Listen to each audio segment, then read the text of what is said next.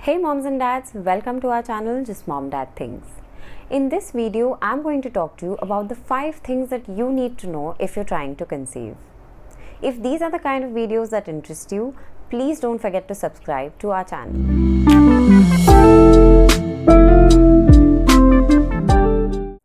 If you're on a TTC journey or plan on having kids sometime in the near future, listen up. Conception takes time. Once you start the whole process, it seems very overwhelming and daunting.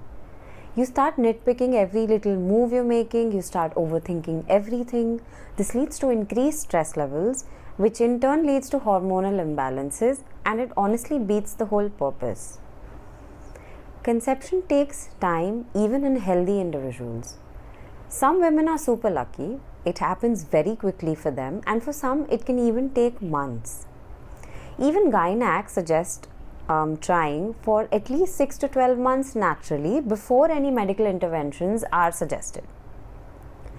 I know you really want to be in control of this phase of your life, but there's hardly anything which is in our control, honestly. There's a little bit of controlling that you can do, and that is by tracking your cycles. When you first start reading up about tracking your cycles, it can seem very overwhelming because it's quite complicated that way, but not really. Once you figure it out, it is super cool.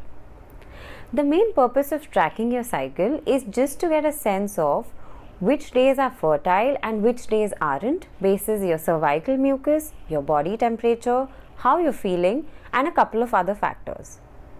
So tracking basically helps you understand when you're going to ovulate, which is when are your fertile days, which is also called the fertile window. So there are only 5 fertile days in your cycle, and there's only one day that you ovulate.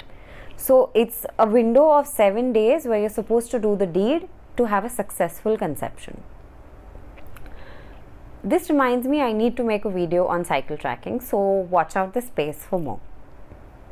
Next, we'll be talking about prenatal supplements. So folic acid, or vitamin B9 as it is called, helps your body make the red blood cells.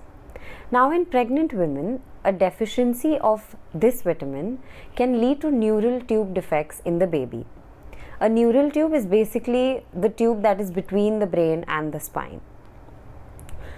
You should totally start taking folic acid as soon as you decide to start trying. 2 reasons for this. One is that when you find out that you're pregnant, you're already a couple weeks along, which means a lot of the development has happened and major chances of the disorder, neural tube disorders, is in that period. And second, your body, a pregnant woman's body, needs 10 times more folate to prevent these disorders. Now, as a pharmacist, I have a very small suggestion to make.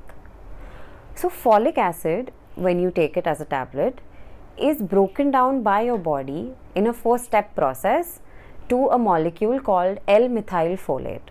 Now this molecule is the bioavailable form, which means your body absorbs folate as L-methylfolate. Now the thing is that 50% of the general population does not have the enzyme that converts folate to L-methylfolate. So my suggestion would be that when you are hunting for a folic acid supplement, try going for one which has L-methylfolate in it instead of folic acid, because chances are you might be one of those people who has the deficiency but doesn't know about it.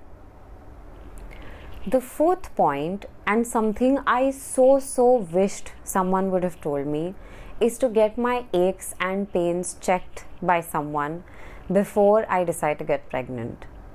In my case, I had a very long standing lower back issue which I was dismissing as pain related to aging. But once I entered my 2nd trimester, that pain flared up so much that I was advised not to do any kind of yoga or other exercises because it would trigger the pain more. So I was consulting a physiotherapist and I was only supposed to do those exercises. And at that time I really wished I knew that ये मैं पहले check करा लेती तो शायद I wouldn't have been in this situation before. The only good thing I got out of this whole experience was a good physiotherapist. So please, if you have any kinds of aches and pains, please go and get it checked.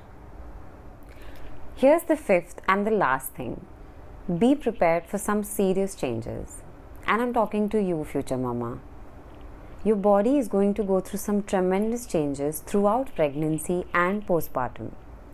I know it feels and sounds very beautiful and profound, but it can also be very startling, and you might also feel very lost. You might need an adjustment period.